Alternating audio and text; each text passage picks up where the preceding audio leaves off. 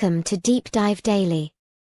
Andy, Oh, that girl scared me. Andy. I hadn't heard that voice before. That Hope scared the you're hell hope you're out of me. recovered from a wonderful St. Patrick's Day. I'm not recovered. I unfortunately stayed up and watched NBA last night, and oh my God, we are in the dumbest time of year in one of the dumber seasons.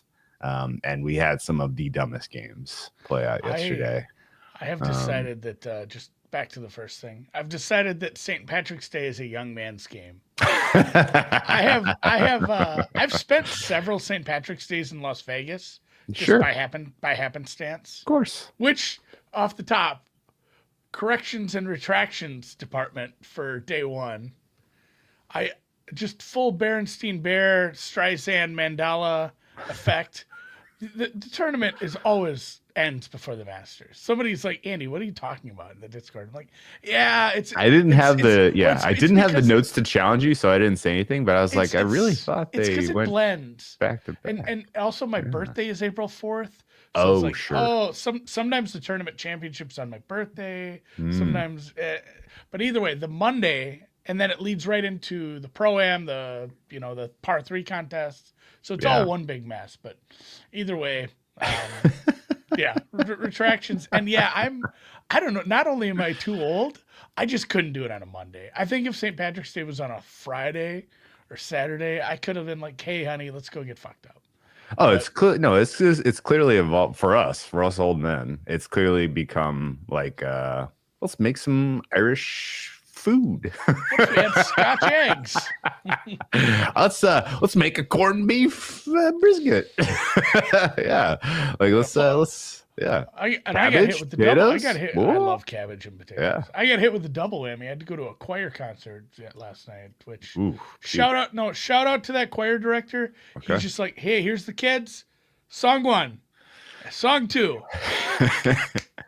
20 minutes. I honestly I wish I knew his name Okay. because he is my freaking hero. The band director. Yeah. She wanted to do a whole thing with a QR code and stuff. Took an hour and a half. So shout out choir guy. Best St. Patrick's Day ever. We're on to Yeah. the tournament. Well, We got playing games. your time was better spent than watching the end of NBA. Pacers Wolves. I'll tell you that much. So fucking dumb. I was keeping Also an eye on it. hat tip to the Warriors who got to draw the Nuggets with a surprise no Jokic, no Murray, and still got their freaking teeth kicked in. Like what the hell? Like there was just some obscenely dumb shit yesterday. And oh yeah, let's give a hat tip to the Miami Heat also for what was just a magnificent third quarter. 41-15, I think. What an effort, guys. Really, really good job, Miami Heat. But really, the true stars of Monday NBA, New Orleans Pelicans. What was that? They lose the first half, something like, I don't know, 65-32. It felt like 100-32. Might as well have been. The effort that they're playing with right now is amazing because as my friend Jay Croucher said, the talent gap between those teams is not that big, and yet they just got absolutely blasted in the first half because of effort issues. Final thought on NBA before we talk a little bit brackets. Jay's cooled off a little bit, it sounds like, on Draymond Green DPOY. Like prices are now kind of fair as far as everybody can discern. And so if you're holding on to some Evan Mobley at big numbers, it sounds like hold is the move. He's somewhere in the 75% chance to get that thing home, it sounds like. Hodl.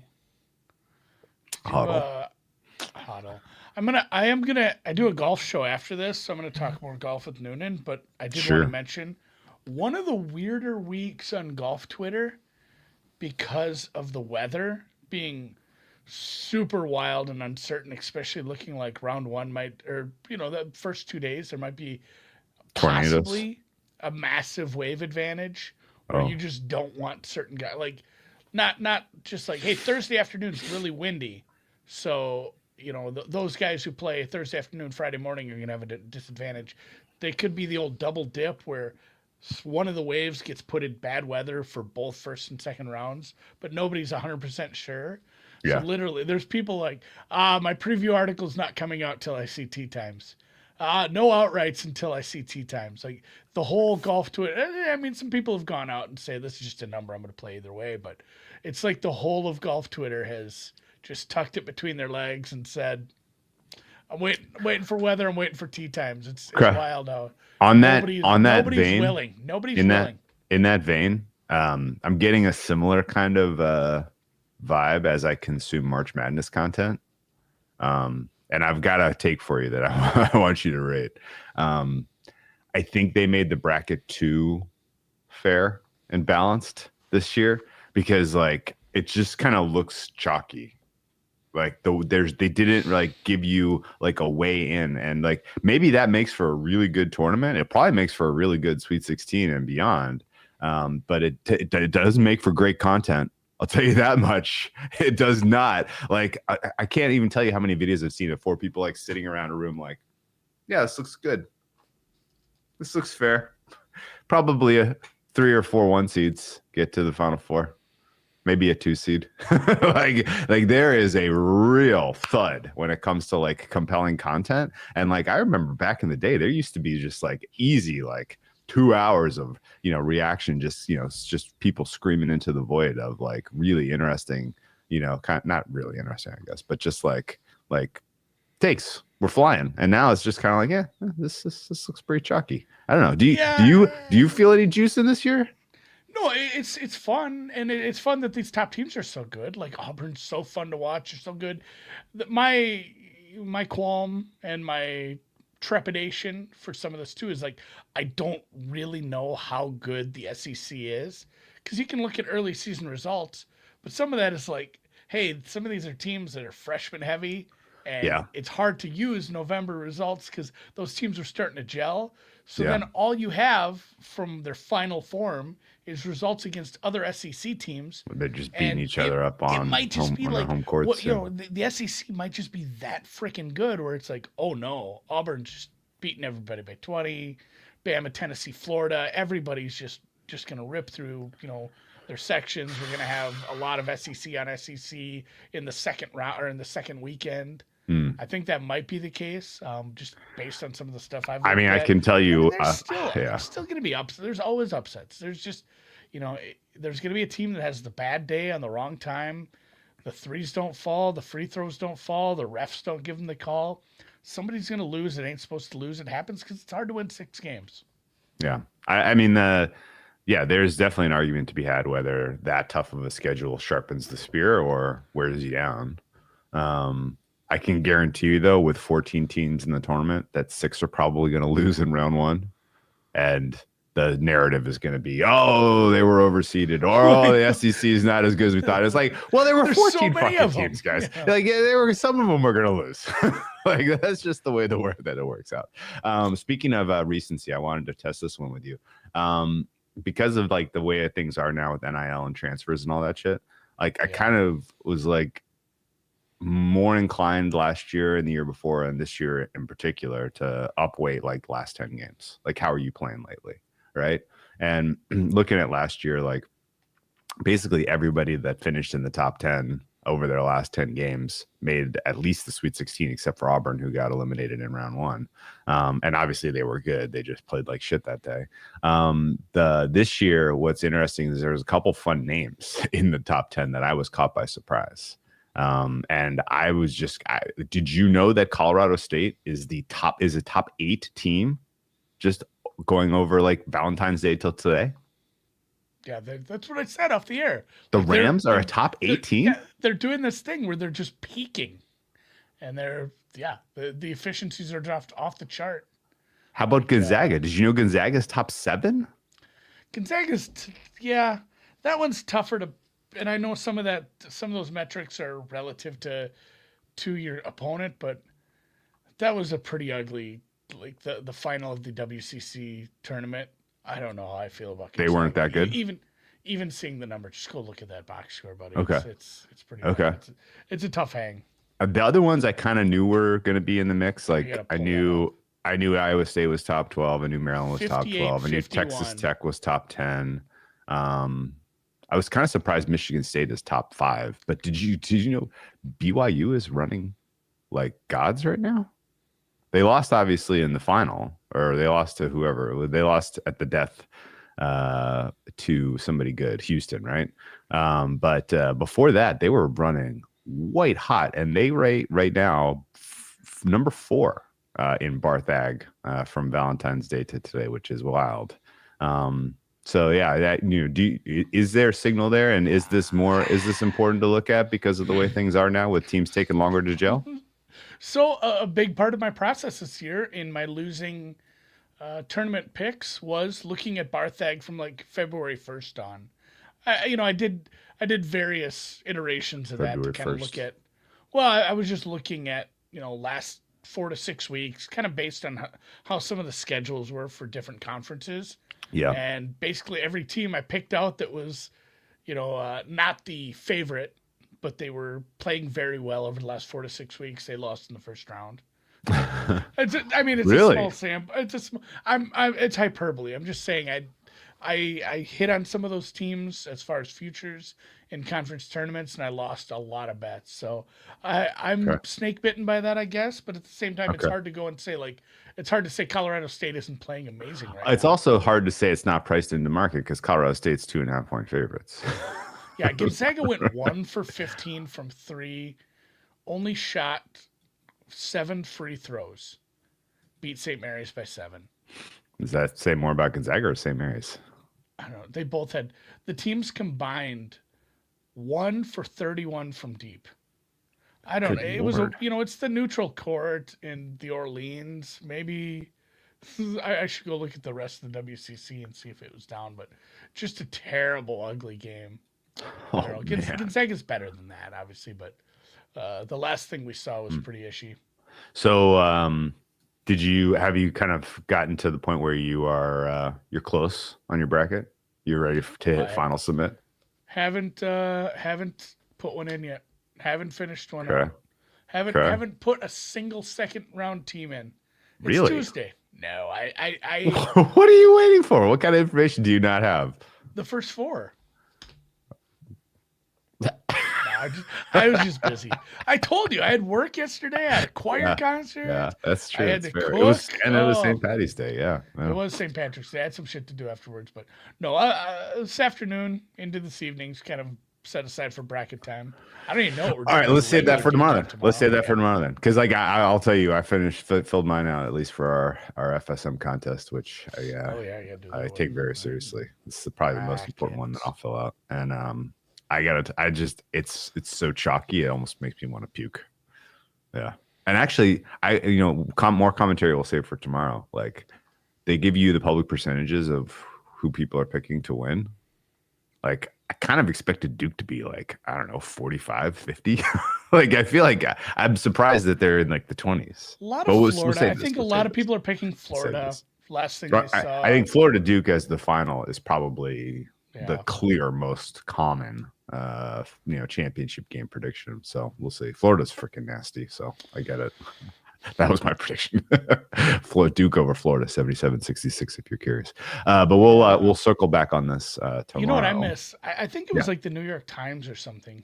One of the traditional old newspapers had something on their website where they did the blind resumes, and it was like a short blurb about the team. Here's some things they do great. Here's some things they do bad. Here's how they match up against certain teams. But they didn't say who they were, nor the seedings.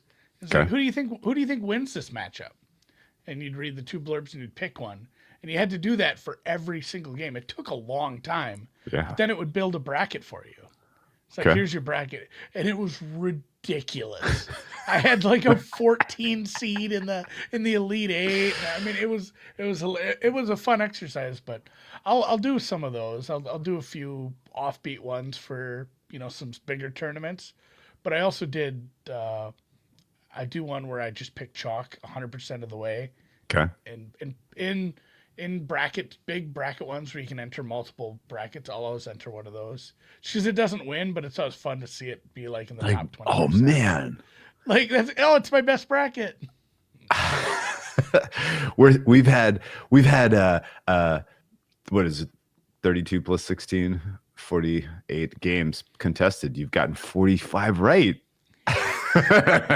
Yes. That one's always doing well. It's just fun Yeah. to have that in there, especially when it's All the right. free ones. Like you're just in the ESPN $1 million thing or whatever. Sure. I've unclicked.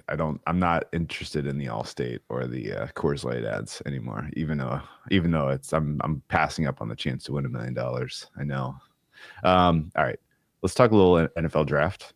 Did you? Oh, real quick, I did play. Yeah. I did play the under in the North Carolina game. On the first four? Yeah, it's like the late game. I probably won't even stay up and watch it. Okay.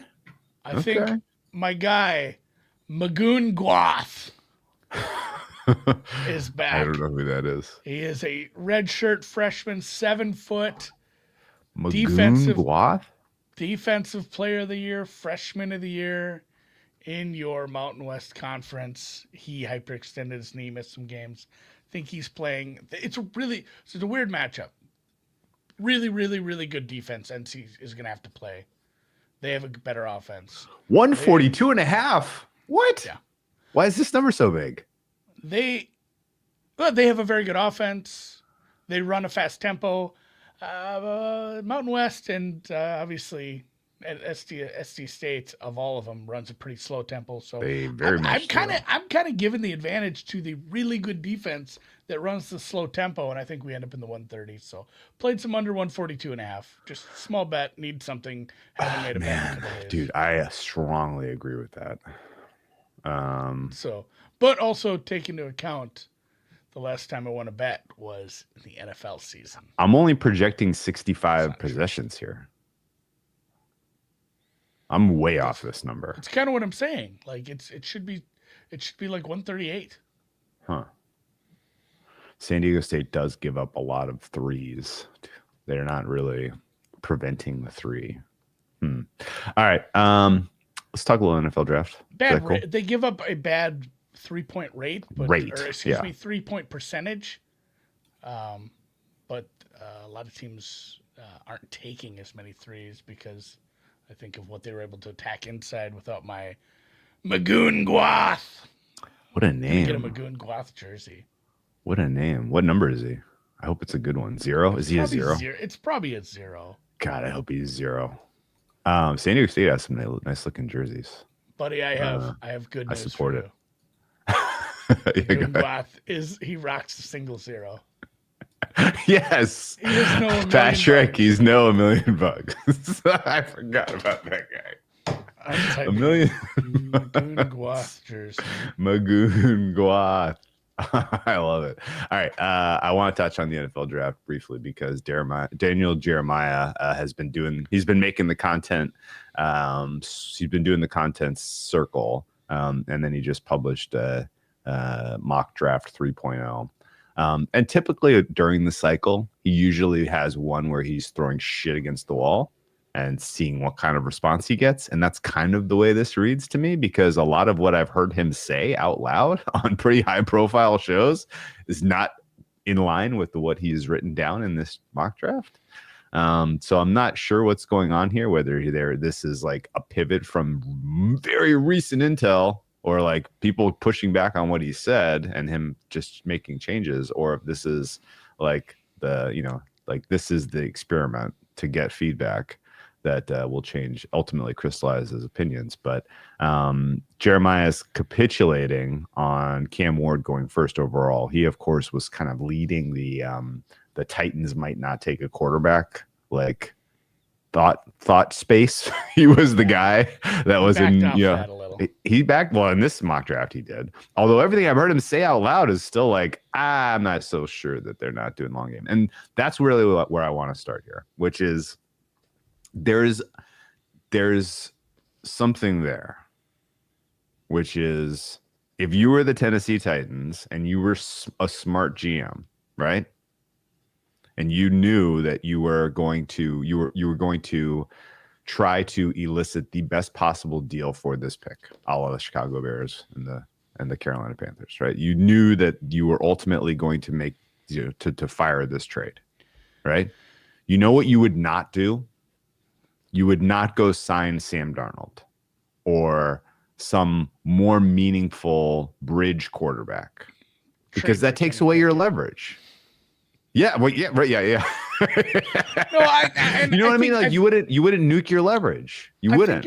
I think you're going a little 4D chess, and what you're saying, I think the odds of them just saying, we like this kid, we have the top pick, we're getting a quarterback because we need one, and it's a new GM, and honestly, if he and I've been writing my own top 10 mock, I'll probably have it later today. I think with Borgonzi, or however you say his name, I have to figure out that one out. The guy from the Chiefs. It's one of those things where if you nail this quarterback, you get to keep the job for a decade. You get the second contract quarterback. Like, you get to be a GM for a decade. It's a lot of money. It's a good job. Like, it does feel like, hey, we could wait till next year. We could play long game. But if we think this kid is legit, we have the number one pick. We don't know if we'll ever have it again. So I think it's like 80% that, 10% they fall in love with, Hunter or Carter and say those guys are generational. We have to get one. And then 10% what you're saying. Because I get what you're saying. It makes sense. And if you do want to drive the price up, and I think the obvious choice is driving the price up on the New York Giants, who are in a spot of desperation. Yes. Like, it 100% they're staring makes sense. They're staring down the Shooter Sanders era, which is scary. Well, and not only that, if let's say you are going non-Cam Ward anyway, you say, well, we don't think it's the right path. Are going and getting, like, paying for Sam Darnold would be ridiculous. Getting anybody above, like, a Brissett would be, probably bad. So I don't know that they should have been, like, aggressive in the quarterback market anyway. So it kind of behooved them to stay still no matter what they're doing. Yeah, and I think maybe that's really where my head is at, which is the people have jumped to the conclusion that their actions during free agency are telegraphing that they've made up their mind. And I don't know that that's true. No, I do. I don't think you think it's they have true. You think I think it's 80-20. Like I said, I think it's 80% that they have the number one pick. They have a new GM. They're getting a quarterback. But that's the other thing too. Part of that 80% is also, what if the Giants offer us something that's just stupid? Like, hey, we're locked in. We're taking. What if they're saying we're taking Cam Ward, but we'll listen to offers because it can't hurt. It's literally free. It's a phone call. Collect calls aren't a thing anymore. Long distance doesn't cost money. Yeah. And the Giants say something ridiculous. They'll be like, well, 80%, sure, but it's a lot of first-round picks. And we'd still draft third. We'd get either one of those defensive studs that we can plug and play at this point. And, so I still think it's a distinct possibility if the Giants strike out on Rodgers yet and have nothing at quarterback. The only quarterback I think they have under contract is DeVito. Yeah. That can't be the plan. I mean, he's popular. Like, if you're Dable, you might as well just start on the resume and be like, does anybody need, you probably should. You probably should anyway. You probably should anyway, but that's where you go Salah route and be like, hey, I'll come be a offensive special helper or whatever for your team this year. I quit. Yeah. Okay. The rest of Daniel Jeremiah's mock also, it didn't really make a ton of sense. Seeing the Cleveland Browns take an edge I would fall out of my chair. Like, okay, maybe, but yeah. They also have nothing for Magunglath. I can't believe Abdul Carter would go to the Browns, but maybe.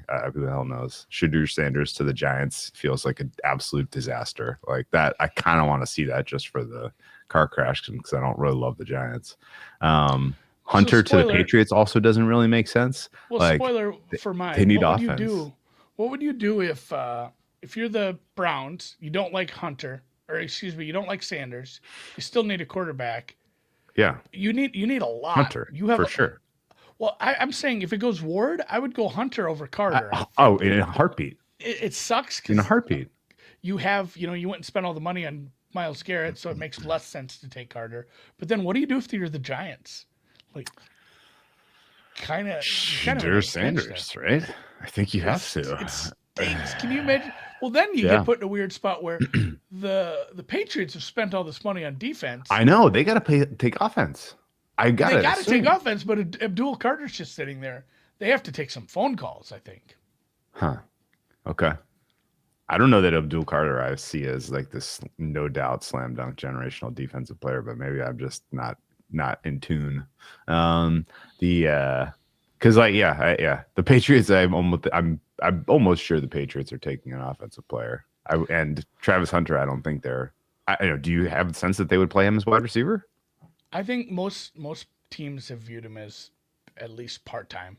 Really? It's kind of the yeah. like, You know what the even if Patriots need? They need a full-time wide receiver. Yeah, Andy. they need a full-time. I mean, it wouldn't hurt to have a stud corner, but they do need a full-timer. Yeah, if only they had Christian Gonzalez and Carlton Davis, who they just paid. That's right. I wonder if there's no trades, if one of Carter or Hunter don't drop to a weird spot that we're not expecting through, just kind of needs and how it goes. So I didn't get to spend a lot of time with the Jeremiah mock. I read through it once this morning. I think we touch on it a little. Well, I don't think it's information yet, other than a couple of random. No, but there's some interesting things I just haven't gotten my head around yet.